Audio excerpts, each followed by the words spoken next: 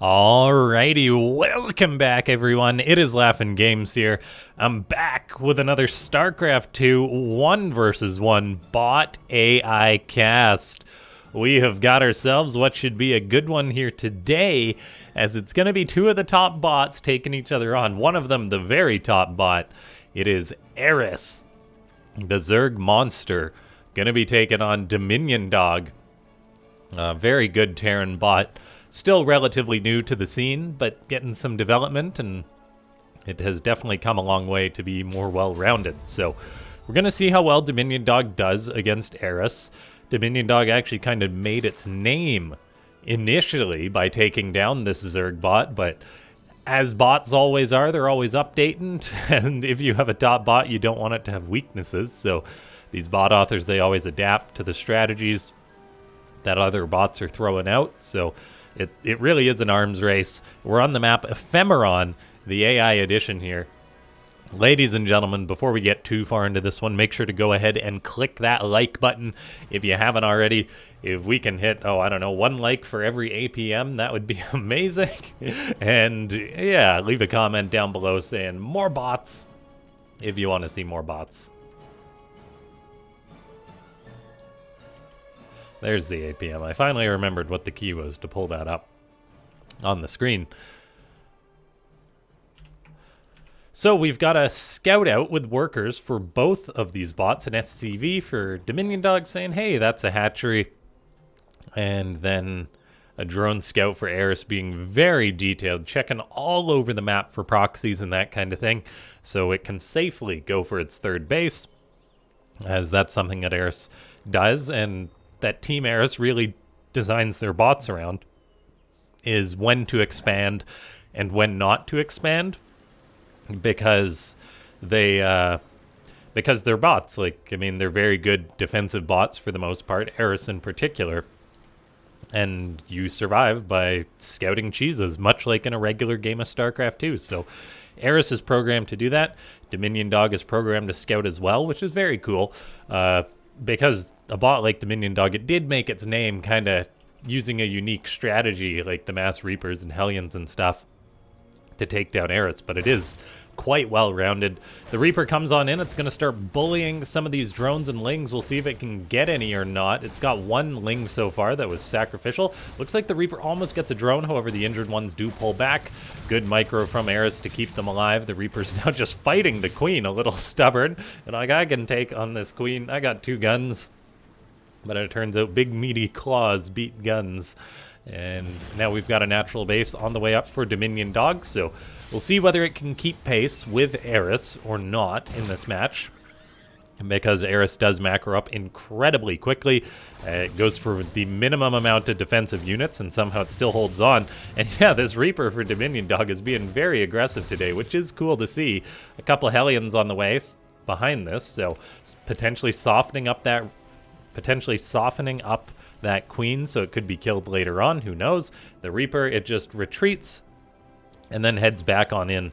That's the approach that the bot authors took, so the Reaper won't really ever die, but it'll still get maximum value. However, those 2 queens, they do a much better job than just 1 queen of damaging down a Reaper, and DominionDog's build looks very human right now. Multiple Hellions on the way, and then a Banshee with Cloak. Things do change up a little bit. It's a Cyclone. Multiple Cyclones actually get fired up. This is potentially a bit of a tweak by the bot authors. I don't know if I've seen DominionDog go hard on Cyclones. I'm very excited to see how well it manages this potential pressure, though, because Hellions guard against lings. Cyclones can kill queens and get damage done, which is very cool. Eris is running all over the place with the lings. They just immediately get turned around. A creep tumor gets denied. Hellions come on in. They try and grab a drone, and they do. And these Hellions are actually just going to suicide into the natural kamikaze programming from DominionDog's developers here, as it's able to get quite a few drones. The Hellions do kind of flip back and forth a little bit, but 10 drones for 4 Hellions is not bad at all. Now, the Cyclones are moving across the map. This does make me a little concerned for the longevity of this build, though, as Eris just loves spamming lings to defend, and Cyclones are not very good against lings. We do have another Hellion on the way to potentially help out, which is going to be absolutely so important to guard these Cyclones, because otherwise they could just die.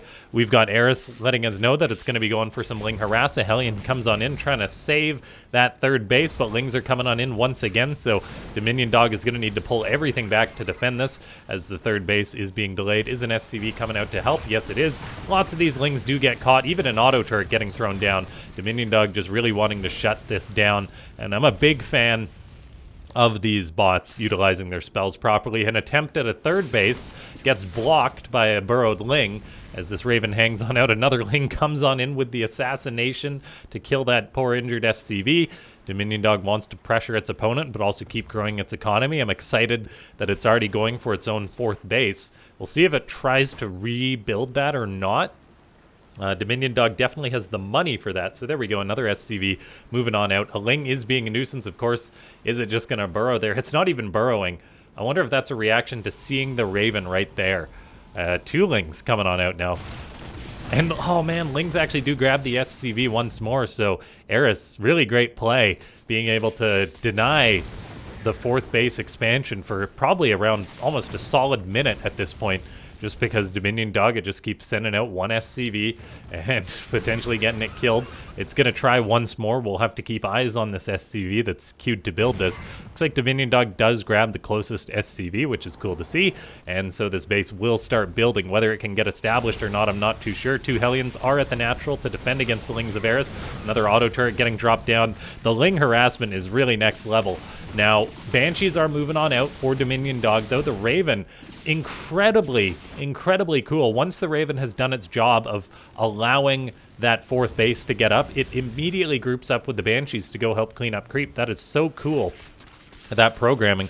We do seemingly have mech on the way for DominionDog with double armory, multiple factories going on up. Something that's also very neat to see. However, lots of SCVs are dying to these Ling run-bys, 10 in total.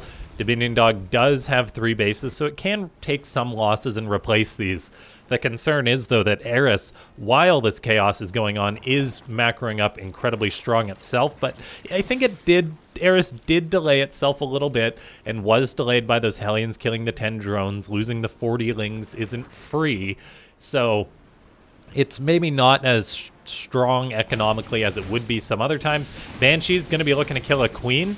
That's a nice pickoff to deny this creep, and then just getting more and more tumors, so good job from DominionDog. It's mainly cleaning creep towards the natural. There's plenty more creep spread around the fourth base, and these Cyclones and Banshees actually have to be so careful. I think they may just have overcommitted a little bit here, as they are now trapped. Cyclones, they may... Oh my gosh, are these going to escape? It looks like it. They're really dedicated to the lock-on, but most of those units actually do escape. That is so darn lucky. Well, I could say luck, could say good programming. I think those units were definitely overextended, so them getting out is... it could be a little bit of luck, as Eris didn't quite punish that. We do have DominionDog having 2 Hellions seemingly assigned towards its command centers to defend them while they're building, so there's a bit of a meta there in which bot authors, some queue harassment, some have to queue the defensive harassment, and so the developers of DominionDog seemingly have leashed 2 Hellions onto this command center in order to defend them, which is an interesting approach to this. We've got a Viking chasing down a Dropper Lord with a Queen that was spreading creep, and DominionDog is getting up towards this 5th base. That being said, its 4th and its 5th are like a mile apart. Lings are coming on in to deny the space, so they're able to do that. Blue Flame does finish up for the Hellions. That's going to help out tremendously against the Ling harassment, though. We've got Cyclones and the Banshees still pushing on out. Both bots are on incredibly strong economies right now. DominionDog does have mules, so it's actually not as high as Eris in the economy. It's quite close, though. And let's see. Overseer's flying around. The Ling harassing the 3rd base. Eris is mustering up this big Zerg force, though. We've got quite a few Hydras out, Roaches out, and I'm not sure there's enough of a solid force from DominionDog in order to deal with this. The Blue Terran bot is floating quite a bit of money. Its production is really roaring, but it doesn't have enough with 2,000 minerals in the bank and even some gas banked up. It's not really what you want to see. The Banshee count is now starting to grow en masse. Creep is being trimmed a little bit, not necessarily completely shut down, and it's just crazy how Eris is so constant with this Ling harassment. trying to get damage done, sending Lings all over the map, and DominionDog, it just has to keep replacing those SCVs that it lost. The Banshees are, or pardon me, the Hellions are doing a good job dealing with the Ling harassment. We've now got Mutas on the way, which we'll see if they're going to be harassing or not, as that's something that I don't think I've really seen DominionDog face too much. So that's really cool if that's a bit of an evolution from Eris to potentially deal with this particular Terran, or just more Terrans in general. Next level harassment is always good.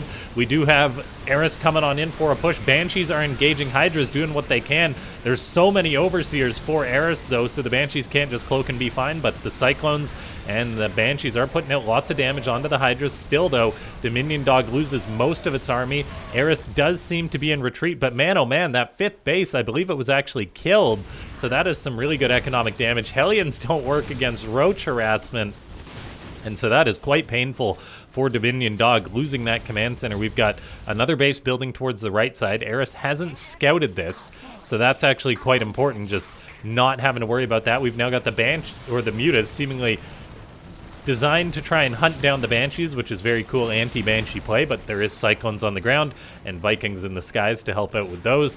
No turrets are being built by DominionDog, though, even though it could afford them, so we'll see if that comes back to bite it or not. There's more Banshees being produced as Lings are harassing. A Hellion tries to respond, and DominionDog is looking to push on forward. There's still a mighty amount of Zerg, though, for Eris. Vipers being added into the mix, Blinding Cloud, Abducts, Parasitic Bombs, you name it. Even a Fungal catching quite a few of these Cyclones is quite nice. There's an Abduct on another one, as DominionDog is trading out seemingly non-stop. It's got 2-2 upgrades, 3-3 on the way. Eris has 2-2 as well, and Eris has all its bases, and it's definitely been taking less harassment in this game. Abducts allowing Banshees to be picked off and just gunned down by the Hydras super duper quick. DominionDog's producing whatever it can, but it's rather broke at this point in the game. Lings are running all over the place. SCV is trying to repair the Cyclones, but now Eris is pushing on forward, and I don't know if DominionDog has the economy that it needs to support its crazy pressure, and the harassment from Eris really has just been what's been bringing down DominionDog. Like, I don't know how many SCVs have died, 63 this game. It's impressive that DominionDog has managed to keep its economy going for this long, but I think we're hitting the point of no return here as Hydras with the Viper support push on in. Really, though, I think it is the success that Eris is having right now really is off the back of its harassment. Maybe the map helping out a little bit too, because this base DominionDog tried to take was so far. It would have been much better off taking an expansion, say, up here, or the one on the right sooner. So, yeah, DominionDog just crumbles, which does show us that it has this weakness in its style, which really is just that it needs the big economy to maintain trades like this. And yeah, the harassment from Eris is just next level. The Lings all over the place. The response from DominionDog was good for the most part, but it was just non-stop harassment. And then the denial on the bases really was the big one. Like, this base got shut down twice or something, but things really seemed to go south for DominionDog upon the first shutdown of that. Its army was trying to respond, but not quite. So I think it might have just been the base choice that wasn't the best for DominionDog, choosing to take that southern base. If it had chosen to take this one, I think maybe its army is a little more grouped up. Maybe it takes a little bit less harassment damage, and then maybe it could have won this game. It was looking close for a time, though, but Eris did just take a good enough fight. DominionDog's economy wasn't good enough to keep replacing units like it wanted to. It has so much production. It really was getting to the stage of just rolling out those Banshees non-stop, but Eris is just so darn good. There's a reason why it's the top Zerg bot with like an 80 plus, maybe it was like 85% plus win rate. It's not often that this Zerg loses. And so, ladies and gentlemen, if you enjoyed this one, go ahead and click that like button if you haven't already. If you watched all the way to the end of the video and you're not a subscriber, what are you doing? Go ahead, click that subscribe button, as I put out StarCraft videos every day on the channel.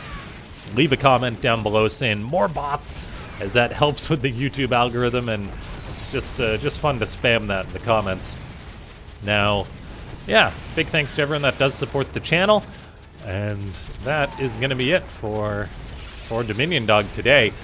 This game is also a bit of an anomaly as far as Eris's match history goes. If you look at most of Eris's games, it wins them around like the 10-minute mark. So a match even going 15 plus minutes for Eris is a longer one, but it still was able to take it. So it's good to see that it's not necessarily always selection bias picking the longer replays for some of these bots. And yeah, Eris just really being a Hydra Zerg. It is very good with its Hydras, using them as the main backbone of its army. Slowly killing off all these buildings.